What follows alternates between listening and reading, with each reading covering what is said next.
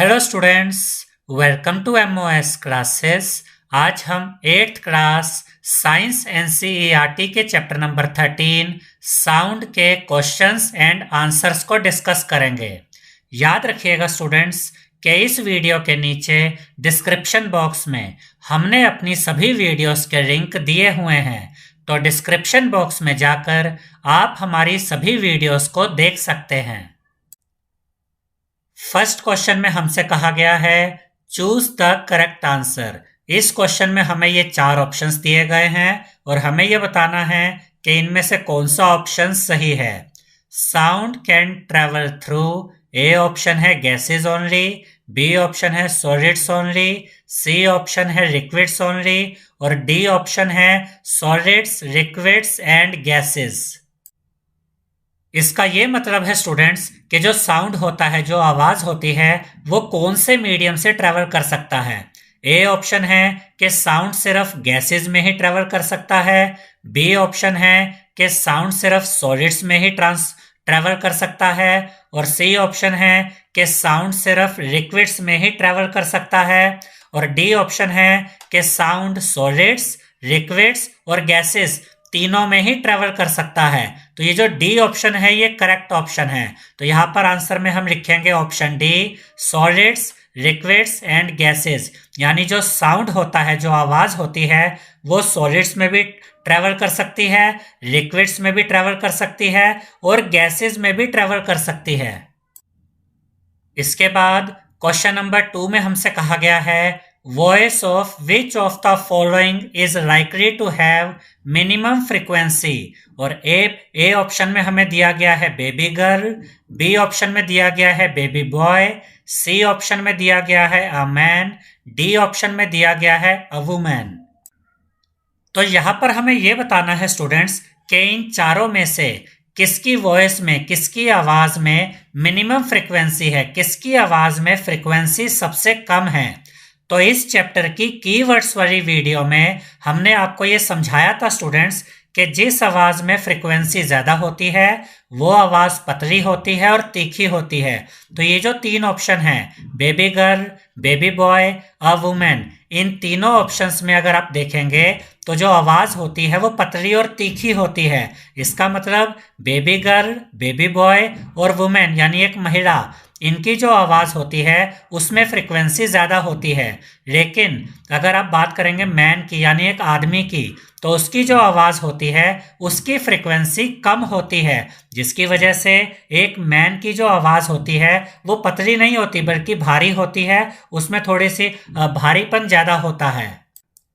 तो सही ऑप्शन है ऑप्शन सी, अ मैन, यानी कि एक आदमी की आवाज में जो फ्रीक्वेंसी होती है वो मिनिमम होती है इन चारों ऑप्शंस में से। तो सही ऑप्शन है ऑप्शन सी, अ मैन। इसके बाद क्वेश्चन नंबर 3 में हमसे कहा गया है in the following statements tick T against those which are true and F against those which are false. तो इस क्वेश्चन में हमें कुछ स्टेटमेंट्स दी गई है स्टूडेंट्स और हमें यह बताना है कि उनमें से कौन सी स्टेटमेंट्स ट्रू हैं और कौन सी स्टेटमेंट्स फॉल्स हैं। ए पार्ट में हमें कहा गया है sound can not travel in vacuum, यानी कि साउंड वैक्यूम में ट्रेवल नहीं कर सकता, अंतरिक्ष में, स्पेस में ट्रेवल नहीं कर सकता।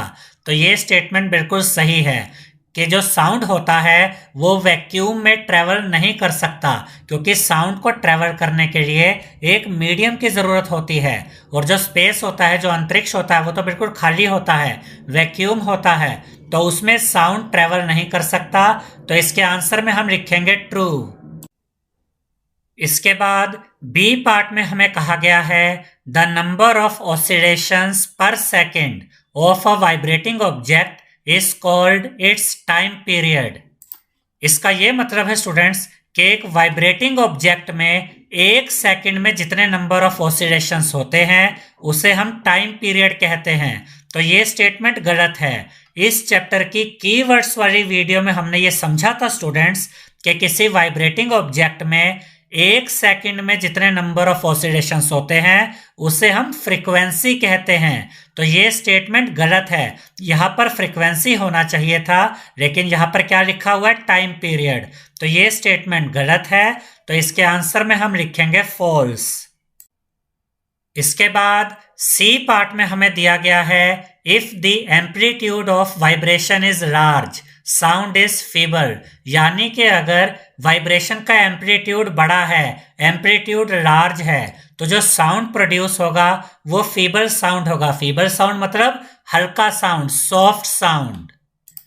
ये स्टेटमेंट गलत है स्टूडेंट्स। इस चैप्टर की कीवर्ड्स वाली वीडियो में हमने आपको ये समझाया था कि अगर एम्पलीट्यूड लार्ज होता है, अगर एम्पलीट्यूड बड़ा होता है तो साउंड लाउड होता है, लेकिन अगर एम्पलीट्यूड छोटा होता है तब साउंड फीबल होता है, तब साउंड सॉफ्ट होता है। लेकिन यहां पर ये क्या कह रहे हैं कि एम्पलीट्यूड तो लार्ज है लेकिन साउंड फीबल है, सॉफ्ट है। तो ये स्टेटमेंट गलत है, तो यहां पर हम लिखेंगे फॉल्स।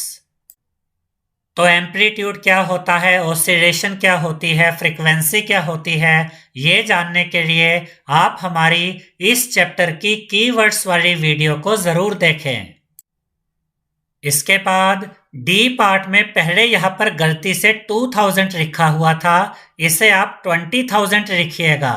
डी पार्ट में हमसे कहा गया है for human ears the audible range is 20 hertz to 20,000 hertz, यानी कि इंसानों की जो ऑडिबल रेंज होती है, इंसानों की जो सुनने की क्षमता होती है, वो 20 हर्ट्ज से लेकर 20,000 हर्ट्ज तक होती है। तो ये स्टेटमेंट बिल्कुल सही है, तो यहां पर हम लिखेंगे ट्रू, यानी कि इंसान ऐसे साउंड को सुन सकते हैं, ऐसी आवाज को सुन सकते हैं जिसकी फ्रीक्वेंसी 20 हर्ट्ज से लेकर 20,000 हर्ट्ज तक होती है। इसके बाद ई पार्ट में हमसे कहा गया है the lower the frequency of vibration the higher is the pitch, यानी कि अगर वाइब्रेशन की फ्रीक्वेंसी जितनी कम होगी उस साउंड की, उस आवाज की पिच उतनी ही ज्यादा होगी। तो ये स्टेटमेंट गलत है, क्योंकि इस चैप्टर की कीवर्ड्स वाली वीडियो में हमने आपको ये समझाया था स्टूडेंट्स कि फ्रीक्वेंसी जितनी ज्यादा होती है पिच उतनी ही ज्यादा होती है साउंड की, लेकिन यहां तो उल्टा दिया हुआ है। यहां पर हमसे कहा गया है कि अगर फ्रीक्वेंसी कम होगी तो पिच हायर होगी, पिच ज्यादा होगी। तो ये स्टेटमेंट गलत है, तो यहां पर हम लिखेंगे फॉल्स। इसके बाद एफ पार्ट में हमसे कहा गया है अनवांटेड और unpleasant sound is termed as music, यानी कि ऐसा साउंड, ऐसी आवाज जो आप सुनना नहीं चाहते, आपको उससे इरिटेशन होती है, दिक्कत होती है, ऐसी आवाज को, ऐसे साउंड को क्या हम म्यूजिक कहते हैं? तो ये स्टेटमेंट गलत है। इस चैप्टर की कीवर्ड्स वाली वीडियो में हमने आपको ये समझाया था स्टूडेंट्स कि ऐसा जो साउंड होता है जो आपको इरिटेट करता है, परेशान करता है, जिसको आप सुनना नहीं चाहते, तो ऐसे साउंड को हम नॉइस कहते हैं, यानी कि शोर कहते हैं, म्यूजिक नहीं कहते। तो ये स्टेटमेंट गलत है, तो यहां पर हम लिखेंगे फॉल्स। इसके बाद जी पार्ट में हमसे कहा गया है नॉइस पोल्यूशन में कॉज पार्शियल हियरिंग इंपेयरमेंट, यानी कि नॉइस पोल्यूशन की वजह से क्या आपके सुनने की ताकत में कमी आ सकती है, क्या आपके सुनने की जो कैपेबिलिटी है उसमें प्रॉब्लम आ सकती है? तो ये स्टेटमेंट बिल्कुल सही है स्टूडेंट्स। अगर आप कॉन्टिन्यूसली शोर में रहते हैं, नॉइस पोल्यूशन में रहते हैं, तो आपकी जो सुनने की क्षमता होती है वो कम हो सकती है, सुनने की ताकत में कमी आ सकती है। तो ये स्टेटमेंट बिल्कुल सही है, तो यहां पर हम लिखेंगे ट्रू। इसके बाद क्वेश्चन नंबर 4 में हमसे कहा गया है fill in the blanks with suitable words, यानी कि इस क्वेश्चन में हमें ब्लैंक स्पेसेस को फिल करना है। ए पार्ट में हमें दिया गया है time taken by an object to complete one oscillation is called dash. इसका ये मतलब है स्टूडेंट्स कि एक ऑसिलेशन कंप्लीट करने में जितना टाइम लगता है उसे क्या कहते हैं? तो उसे हम कहते हैं टाइम पीरियड। तो यहां पर आप लिखेंगे टाइम पीरियड, यानी कि एक ऑसिलेशन को कंप्लीट करने में जो टाइम लगता है उसे टाइम पीरियड कहते हैं। इसके बाद बी पार्ट में हमें दिया गया है loudness is determined by the dash of vibration. इसका ये मतलब है स्टूडेंट्स कि जो लाउडनेस होती है वो किस बात पर निर्भर करती है।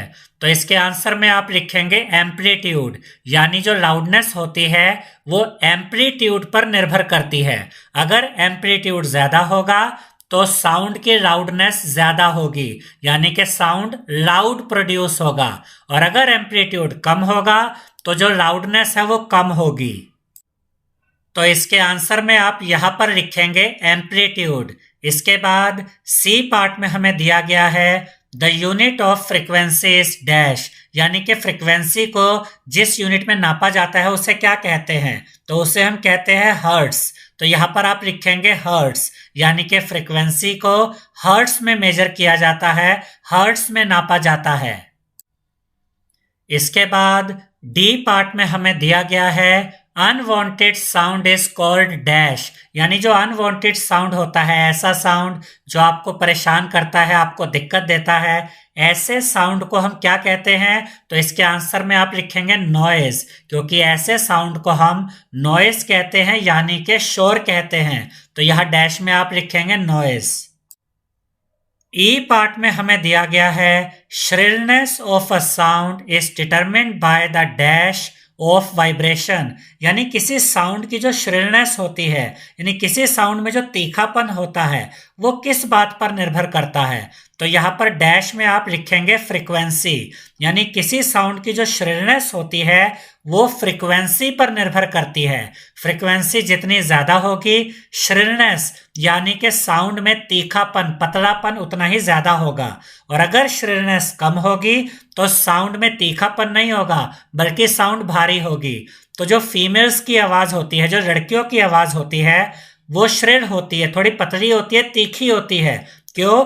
क्योंकि फीमेल्स, लड़कियों की आवाज की फ्रीक्वेंसी ज्यादा होती है। लेकिन अगर बात करें मेल्स की, बॉयज की, तो उनकी आवाज श्रिल नहीं होती बल्कि भारी होती है, क्योंकि मेल्स यानी बॉयज की जो आवाज की जो साउंड होती है उसमें फ्रीक्वेंसी कम होती है। तो फ्रीक्वेंसी से ही ये डिसाइड होता है कि जो साउंड है वो श्रिल होगा या नहीं होगा।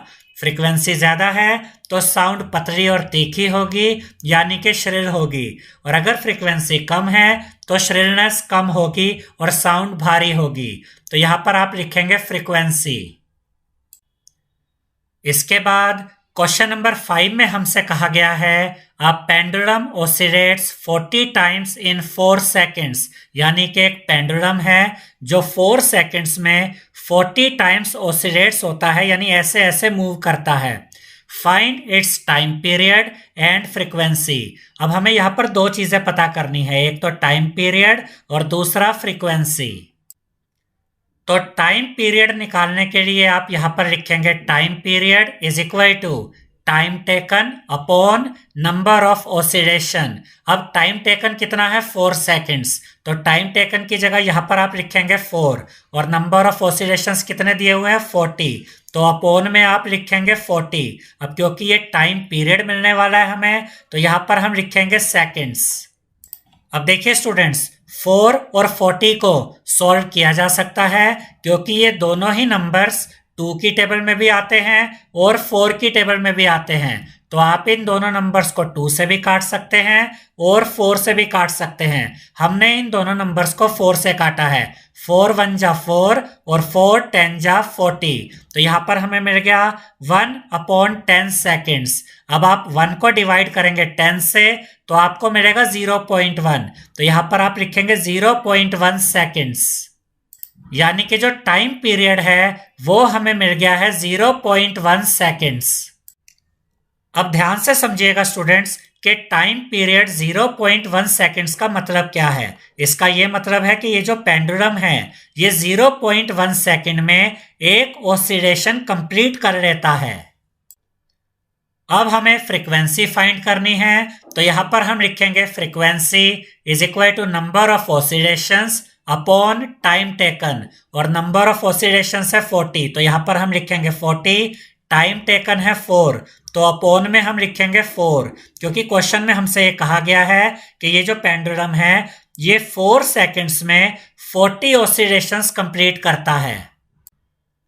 और जब आप 40 को डिवाइड करेंगे 4 से तो आपको मिलेगा 10। तो जो फ्रीक्वेंसी होती है ये हर्ट्स में आती है, तो यहां पर आप लिखेंगे 10 हर्ट्स। अब याद रखिएगा स्टूडेंट्स कि अगर आप कहते हैं कि फ्रीक्वेंसी 10 हर्ट्स है तो इसका मतलब क्या है। इसका ये मतलब है कि 1 सेकंड में ये जो पेंडुलम है ये 10 ऑसिलेशन कंप्लीट करता है।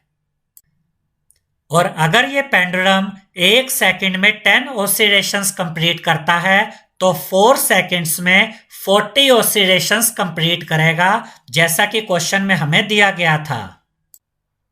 तो हमने इस क्वेश्चन में टाइम पीरियड भी फाइंड कर लिया है और फ्रीक्वेंसी भी फाइंड कर ली है। इसके बाद क्वेश्चन नंबर 6 में हमसे ये कहा गया है the sound from a mosquito is produced when it vibrates its wings at an average rate of 500 vibrations per second। यानी कि जो मच्छर होता है जब यह अपने पंखों को, अपने विंग्स को 1 सेकंड में 500 बार वाइब्रेट करता है तब साउंड प्रोड्यूस होती है। What is the time period of the vibration, और हमें इस क्वेश्चन में टाइम पीरियड पता करना है। याद रखिएगा स्टूडेंट्स कि time period of the vibration को फाइंड करने का ये मतलब है कि हमें ये पता करना है कि जो मच्छर होता है ये कितनी देर में अपने पंखों को, अपने विंग्स को एक बार वाइब्रेट करता है, और कितनी देर में ये एक बार अपने पंखों को वाइब्रेट करता है वही टाइम पीरियड होगा। तो यहां पर हम लिखेंगे time period is equal to time taken upon number of oscillation. अब देखिए क्वेश्चन में हमें दिया गया है कि टाइम टेकन कितना है पर सेकंड, पर सेकंड मतलब 1 सेकंड, तो टाइम टेकन की जगह यहां हम लिखेंगे 1।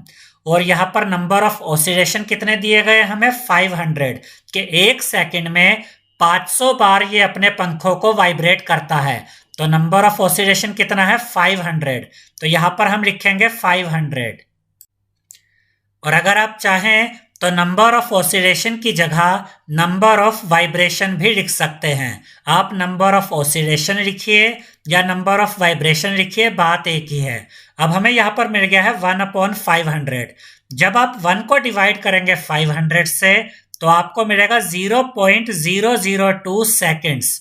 तो टाइम पीरियड हमें कितना मिल गया 0.002 सेकेंड्स।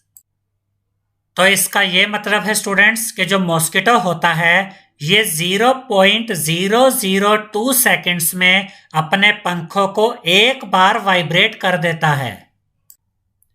इसके बाद क्वेश्चन नंबर 7 में हमसे ये कहा गया है identify the part which vibrates to produce sound in the following instruments. यानी यहां पर हमें जो म्यूजिकल इंस्ट्रूमेंट्स दिए गए हैं उनके अंदर वो कौन सा पार्ट होता है जो कि वाइब्रेट होता है साउंड को प्रोड्यूस करने के लिए। यानी इन तीनों म्यूजिकल इंस्ट्रूमेंट्स में वो कौन सा पार्ट है जो वाइब्रेट होता है तो साउंड प्रोड्यूस होता है।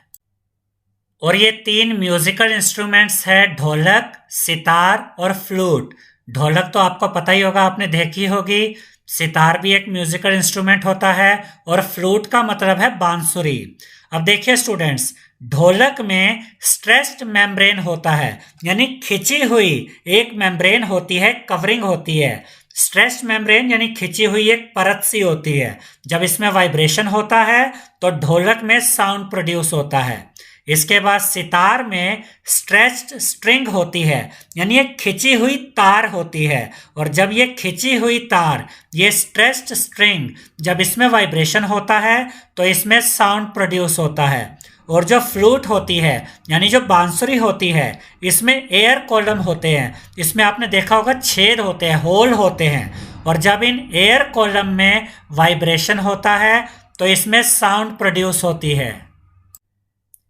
इसके बाद क्वेश्चन नंबर 8 में हमसे कहा गया है what is the difference between noise and music. यानी कि शोर और म्यूजिक में क्या डिफरेंस होता है। Can music become noise sometimes. क्या ऐसा हो सकता है कि कई बार जो म्यूजिक होता है, जो संगीत होता है, वो नॉइस बन जाता है, शोर बन जाता है।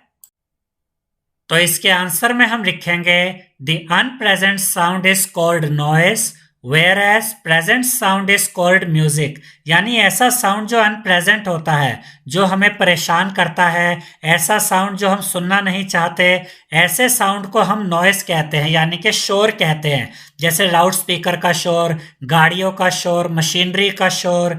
और ऐसा साउंड जो कि हमें अच्छा लगता है, जिसे सुनने में हमें अच्छा लगता है, कोई परेशानी नहीं होती, ऐसे साउंड को हम म्यूजिक कहते हैं। देखिए, जब आप कोई गाना सुनते हैं, कोई सॉन्ग सुनते हैं, अगर वो नॉर्मल आवाज पर है तब तो वो आपको अच्छा लगता है, तो वो म्यूजिक है। लेकिन अगर आप उसको एक बड़े लाउड स्पीकर पे जोर से चलाएं तो उसी म्यूजिक से आपको परेशानी भी हो सकती है। तो ऐसे साउंड को हम नॉइस कहते हैं।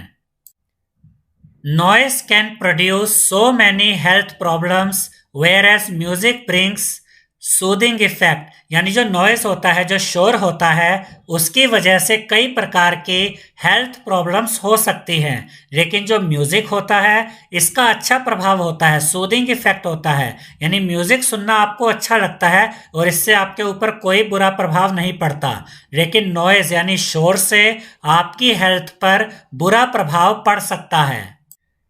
और इसके बाद हम इस क्वेश्चन का आंसर देंगे कि क्या म्यूजिक भी कई बार नॉइस बन जाता है, यानी कि शोर बन जाता है। तो इसके आंसर में हम लिखेंगे yes, music can become a noise sometimes when the musical instruments produce very high volume sounds, यानी कि म्यूजिक भी कई बार नॉइस बन जाता है, शोर बन जाता है, जब म्यूजिकल इंस्ट्रूमेंट्स को बहुत ज्यादा आवाज में बजाया जाए।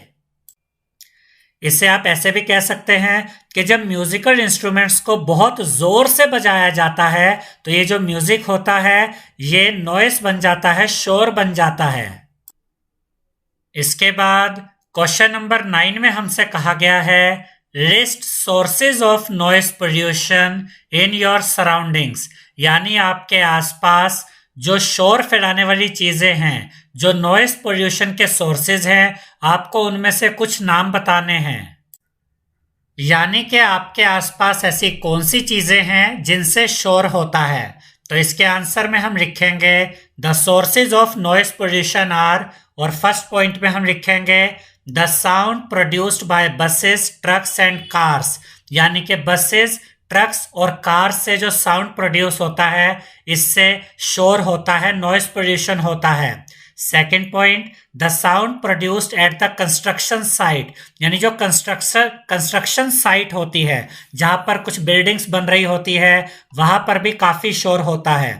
थर्ड है the sound produced by TV and loud speaker at very high volume, यानी जब आप टीवी को और लाउड स्पीकर को बहुत जोर से बजाते हैं तो इससे जो साउंड प्रोड्यूस होता है, इससे भी शोर होता है, नॉइस पोल्यूशन होता है। और फोर्थ पॉइंट है bursting of crackers and sound of big machines at factories, यानी जब आप पटाखे फोड़ते हैं, पटाखे चलाते हैं, तो इससे भी नॉइस पोल्यूशन होता है। और फैक्ट्रीज में जो बड़ी बड़ी मशीनरीज होती हैं, इनसे भी नॉइस पोल्यूशन होता है। तो यहाँ पर हमने वो सारी चीजें देखी जिनसे हमारे आसपास नॉइस पोल्यूशन होता है, शोर होता है। इसके बाद क्वेश्चन नंबर 10 में हमसे कहा गया है explain in what ways noise pollution is harmful to human, यानी जो नॉइस पोल्यूशन होता है, जो शोर होता है, वो इंसानों के लिए कैसे हार्मफुल है, इंसानों के लिए कैसे हानिकारक है। तो इसके आंसर में हम लिखेंगे the noise pollution may cause many health related problems like lack of sleep, high blood pressure, anxiety etcetera, यानी कि जो नॉइस पोल्यूशन होता है, जो शोर होता है, उससे कई प्रकार की हेल्थ प्रॉब्लम्स हो सकती है, जैसे कि ठीक से नींद ना आना, नींद की कमी हो जाना, ब्लड प्रेशर का हाई हो जाना, या फिर चिंता का बहुत ज़्यादा बढ़ जाना। तो ऐसी और भी कई प्रॉब्लम्स हैं जो कि नॉइस पोल्यूशन की वजह से, शोर की वजह से हो सकती हैं। एंग्जाइटी का मतलब होता है बहुत ज़्यादा चिंता करना, बहुत ज़्यादा घबराहट होना। A person who is expose to a loud sound continuously may get temporary और इवन परमानेंट डीफनेस, इसका ये मतलब है स्टूडेंट्स कि अगर कोई व्यक्ति लगातार शोर में रहता है, बहुत लाउड साउंड में रहता है, तो ऐसा पॉसिबल है कि वो कुछ समय के लिए उसमें बहरापन आ जाए या परमानेंट बहरापन भी आ सकता है। इसके बाद क्वेश्चन नंबर 11 है, your parents are going to buy a house, यानी आपके माता पिता एक घर खरीदने जा रहे हैं।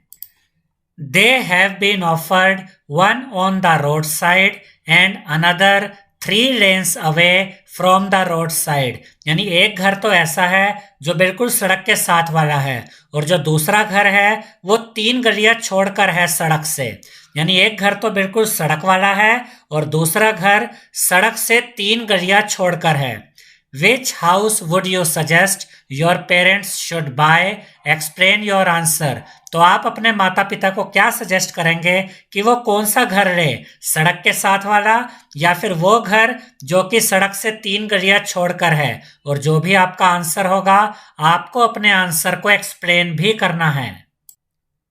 तो इसके आंसर में हम लिखेंगे, I would suggest my parents to buy the house which is 3 lanes away from the road side, यानी मैं अपने माता पिता को वो घर खरीदने के लिए सजेस्ट करूंगा, एडवाइस दूंगा जो घर रोड से, सड़क से 3 गलियां छोड़कर है।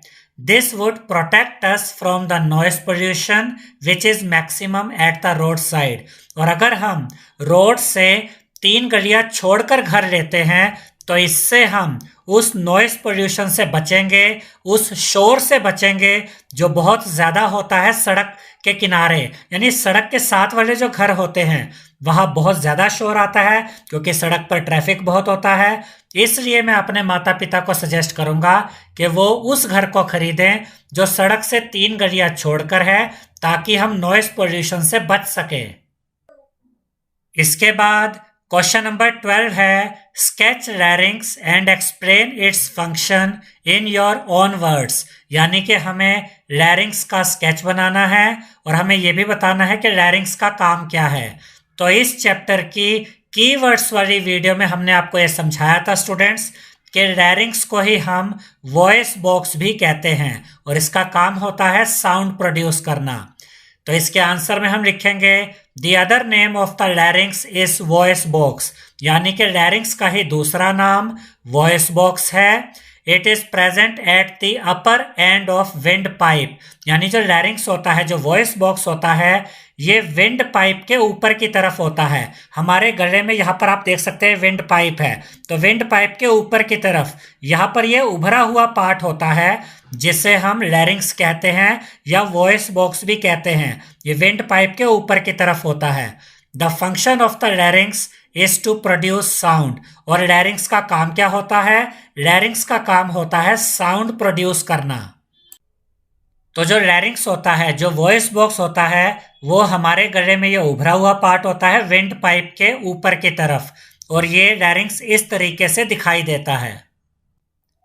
इसके बाद क्वेश्चन नंबर 13 है, lightning and thunder take place in the sky at the same time and at the same distance from us, यानी जब बारिश का टाइम होता है तो उस टाइम पर आपने देखा होगा कि बिजली चमकती है और बादल गड़गड़ाते हैं, बादल गरजते हैं। तो ये लाइटनिंग और ये जो थंडर होता है ये आसमान में बादलों में एक ही समय पर होता है और सेम डिस्टेंस पर होता है हमसे, यानी कि हमसे सेम डिस्टेंस पर लाइटनिंग भी होती है और थंडर भी होता है। Lightning is seen earlier and thunder is heard later, लेकिन जो बिजली का चमकना है, जो लाइटनिंग है, वो हमें पहले नजर आती है, लेकिन जो थंडर होता है, जो बादलों का गरजना होता है, वो हमें थोड़ा सा लेट सुनाई देता है। Can you explain why? क्या आप बता सकते हैं कि ऐसा क्यों होता है? तो इसके आंसर में हम लिखेंगे, the light travels at the speed of, और ये 3 के आगे आप 80 लगाएंगे, यानी कि 30 crore metre per second, which is very large in comparison to the speed of sound which travels at the rate of 330 metre per second in the air. तो यहां पर आप देख सकते हैं स्टूडेंट्स कि लाइट की स्पीड कितनी ज्यादा होती है साउंड की स्पीड के कंपैरिजन में। लाइट की स्पीड कितनी है? 3 के आगे 8 टाइम्स 0 मीटर पर सेकेंड। इसे आप 3 multiply by 10⁻⁸ metre per second भी लिख सकते हैं, जबकि साउंड की स्पीड सिर्फ 330 मीटर पर सेकेंड है। इसका मतलब लाइट की स्पीड बहुत ज्यादा होती है साउंड की स्पीड से। That is why lightning is seen earlier and thunder is heard later. और यही रीजन है कि जब बिजली चमकती है, जो लाइटनिंग होती है, वो हमें पहले नजर आ जाती है, लेकिन जो बादलों का गरजना होता है, उसकी जो थंडर की जो आवाज होती है, वो हमें थोड़ा बाद में सुनाई देती है। आई होप स्टूडेंट्स आपको हमारा ये वीडियो पसंद आया होगा। अगर आपको हमारा ये वीडियो पसंद आया है तो इस वीडियो को लाइक करें, शेयर करें और हमारे चैनल को सब्सक्राइब करें। Thank you.